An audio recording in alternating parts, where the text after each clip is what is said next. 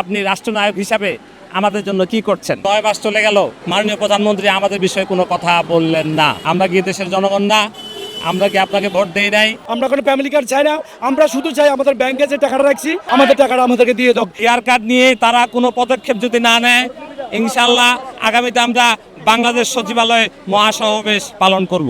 বর্তমান যে প্রধানমন্ত্রী বিএনপি সরকার ক্ষমতা আসার আগে তার কাছে আমরা গিয়েছিলাম, আমরা তাকে স্মারকলিপি প্রদান করেছিলাম, কিন্তু এই পর্যন্ত আজকে 9 মাস চলে গেল, মাননীয় প্রধানমন্ত্রী আমাদের বিষয়ে কোনো কথা বললেন না।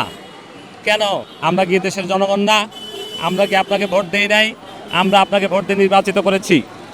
আজকে আমরা ব্যাংকে টাকা রেখে অসহায় রাস্তায় ধারে ধারে ঘুরছি।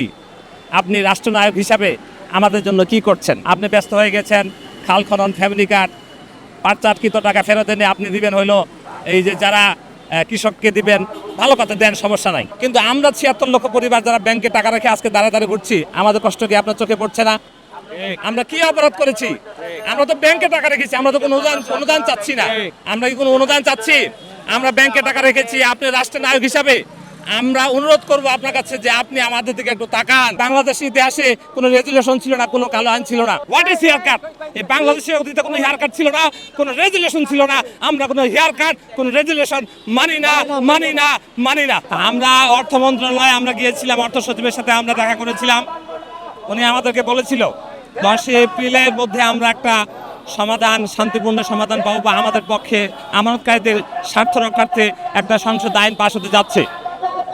কিন্তু আমরা সংসদে 10 এপ্রিল আইন পাশ হলো, মাননীয় অর্থমন্ত্রী আমির খসরু সাহেব সেই প্রজ্ঞাপন পরে সংসদে উনি হা না ভোটের মাধ্যমে একটা প্রজ্ঞাপন জারি করলেন যে পূর্বের যারা শেয়ার হোল্ডার আছে সেই শেয়ার হোল্ডার আবার এই ব্যাংকে ফিরে আসতে পারবে। এয়ার কার্ড নিয়ে তারা কোনো পদক্ষেপ যদি না নেয়, ইনশাআল্লাহ আগামীতে আমরা বাংলাদেশ সচিবালয়ে মহাসমাবেশ পালন করব। বিএনপির ফ্যামিলির লোক হয়ে তাহলে সবচেয়ে সবার আগে আমরা এই দেশে এই বিএনপির জন্য আমরা 17 বছর আমরা মাঠে আমরা গুলি খাইছি, জেল খাচ্ছি, জুলুম করছি, আমরা সব করছি। আমরা বিএনপির কাছে বিনিময় আমরা কিছু চাই নাই। আমরা কোনো অনুদান চাই না, আমরা কোনো সাহায্য চাই না, আমরা কোনো ফ্যামিলি কার্ড চাই না।